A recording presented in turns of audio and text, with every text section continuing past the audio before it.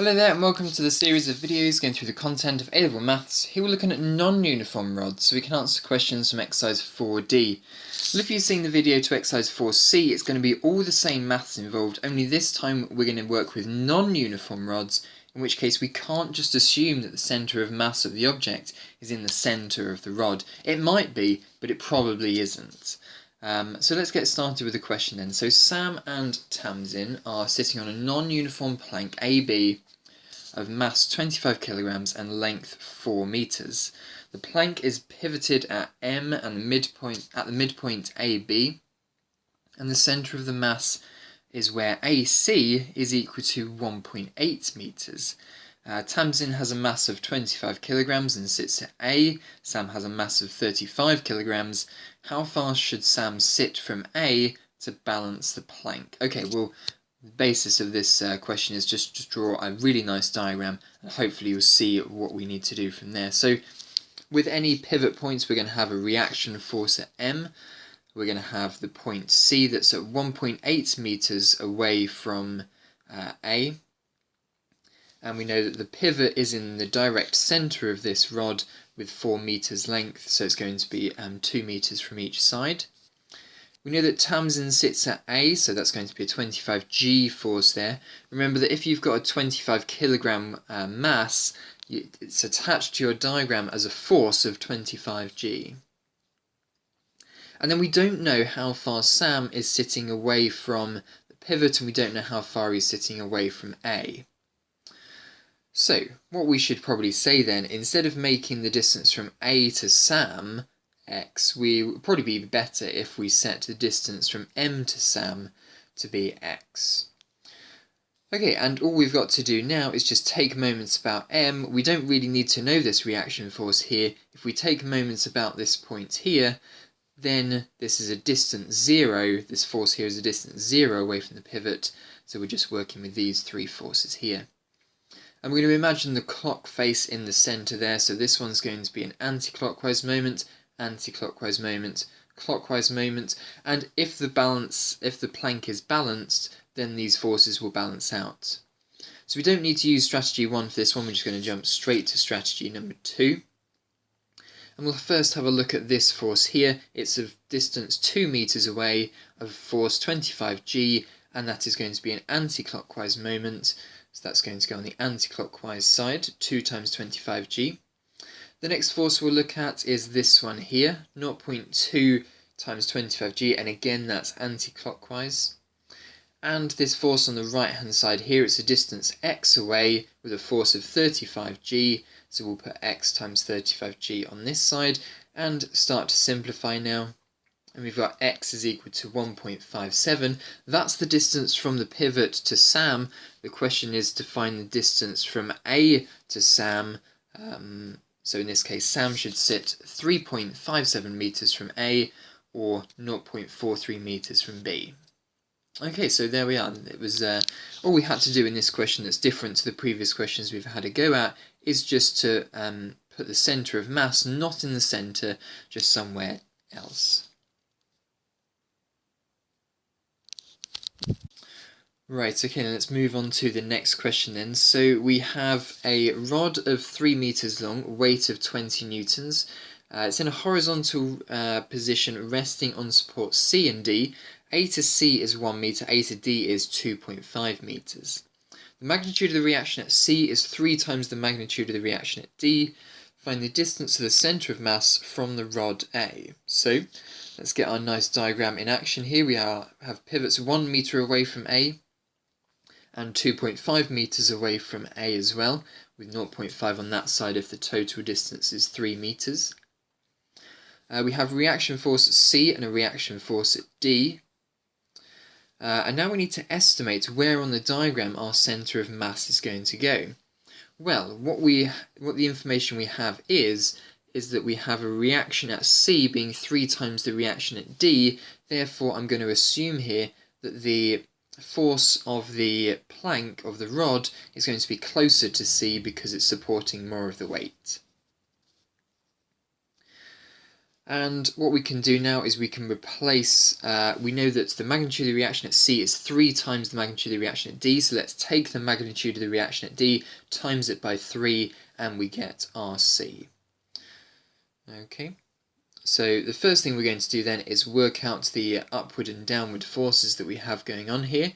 In this case, we've got a force here that is 4RD, so this is going to be, sorry, 3RD and 4RD in total equals 20, so therefore the reaction force at D is 5, the reaction force at C is 15. These are both in newtons. Okay, and now let's have a look at where we might want to take moments about. Okay, so we'll put those forces in. Let's just rub out that scribble there. Great. Okay, so let's now have a think about where we want to take moments about. Probably be a good idea to take moments about A. We have all the forces on our diagram here, and we are looking for the distance of the centre of mass from A, so we're just going to set that as the letter X. If we set it to anywhere else, we'd have all sorts of complicated bits where we've got something take away X, etc, etc. Sometimes it is just better to work out the moments from the point at which you're working out your distance from. So, taking moments about A, and the first force we've got here is going to be a 1 times 15 Newton force, and if we imagine this as the centre of our clock, it's going upward on the right hand side, which is in the anti-clockwise direction, so it's going to be 1 times 15 there. For the second force, it's going to be going downwards on the right hand side of the clock, which is a clockwise direction, of distance x times 20, so it's going to be 20x on the other side. And then for the final moment here, it's going to be a distance 2.5 times the force of 5, and that's going to be going anti-clockwise around the clock as well, upwards on the right hand side, so it's going to be add 2.5 times 5 newtons. Okay, and then we just need to now simplify and divide through by 20, and we get x is equal to 1.375. Does that make sense according to my diagram? Well, yes, I've got a 1 metre distance to the pivot point C, and then I'll have an extra little bit of distance, 37.5 centimetres, until we have the centre of mass there. Great, okay, so your turn to have a go at this question here. Then this is a question where we've got a rod hanging for some strings. Remember, we've got tension in those strings, and it will probably be different tension in both the strings. So pause the video and try this question out.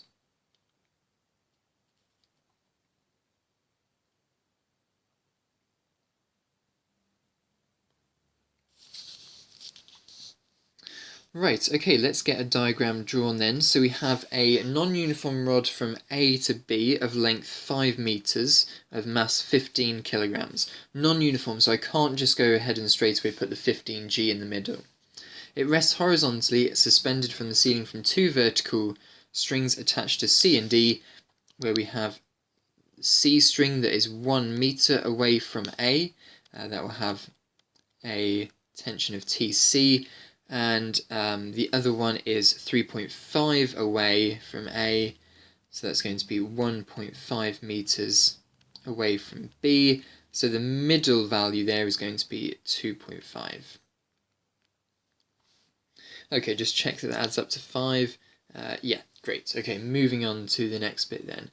Given that the centre of mass is at E, where A to E is 3 meters, okay, so that's going to be about here. That's the centre of mass, and we know we have a mass of 15G. So the distance from here to here is going to be a distance of 2. The distance from here to here is going to be a distance of 0.5. Adding in all these extra bits of detail onto your diagram may make the problem easier in the future. It's always good to add them in. Find the magnitude of the reactions in the strings. Okay, so the first thing I would do then is I would use, it doesn't say anything about, no, okay, so we're going to use strategy number 1 first, and strategy number 1 is upwards forces must balance out with downwards forces. So TC plus TD is equal to 15G. Okay, and then the next thing I can do is strategy number 2, which will probably be to take moments around either C or D. I think in this case I'll take moments about C. So, if I'm taking a moment about C, this TC force here is not going to be involved in the equation because it has a distance 0 away from where I'm taking the moment about. So I'm going to be setting anti-clockwise forces equal to clockwise forces. And the first force I'm going to work out is this 2 distance force times the 15g force, and that's going in a clockwise direction, so that's going to be a moment of 30g. And the next one here is going to be TD times 2.5, which is going to be an anti-clockwise moment. So doing 30 divided by 2.5, I'm going to get 12. So the tension in the string at D is 12G. So therefore it must be the case that the tension in the string at C is only 3G. And that kind of makes sense because the centre of mass is much closer to the string at D rather than the string at C, so the string at D is taking more of the tension. Okay, we're going to add something else on now. When a particle of mass 9 kilograms is attached to the rod at F, the tension in the string at D is twice the tension in the string at C. So now we can effectively disregard everything we've done up until this point here, because now the situation is changing. We're now going to have, let's look at the tensions first. Tension in the string at D is twice the tension in the string at C. So this tension here is now going to be 2Tc. So, and then I've got a particle of 9 kilograms, work out the distance from A to F. Okay, let's compare it to what we had before then. So what we had before was TD was much more stronger in force than TC, and now it's only twice as strong. So what I'm thinking here is that the force of the 9 kilogram force is going to be closer to TC maybe than TD. So I'll set this distance here equal to x, because that's the distance I'm trying to find out. This is my point F. So, going through all of these strategies again. So strategy number 1, remember, is to set upwards forces equals downwards forces. So therefore I've got 3 Tc, 1 here and 2 of them over here, must balance out with 24G. So therefore Tc is equal to 8G, and Td must equal then 16G. Okay, and now we can use strategy number 2, which is to take moments about a point. Now, I've got the value of Tc, I've got the value of Td here, and my distance to the point I'm trying to find is x, so I'm going to take moments about A, because that's probably going to be the easier way of doing it. So we're going to have anti-clockwise equals clockwise clockwise moments. You could have taken the moment about any other point and you should get the same answer, but for me it's going to be easier to take moments around A, sorry. Now we're going to have 4 forces going on here. 2 will probably be on the left for clockwise, 2 will be anti-clockwise, being the tensions in the string. So let's do those tensions in the string first. It's going to be 1 times 8G for this Tc force here, and then it's going to be 3.5 times 16G. So add 3.5 times 16G. And then the clockwise moments are going to be 9Gx for the distance, and the next one is going to be 3 meters times 15G, so that's going to be 45G on this side. So all we've got to do now is simplify and solve. We're going to have 8 plus 3.5 times 16, and then we're going to take away 45. I'm going to cancel out all the g's as well, so it's going to be 9x equals 19. So therefore when we then divide by 9, we're going to get 19 over 9, or 2.1 recurring.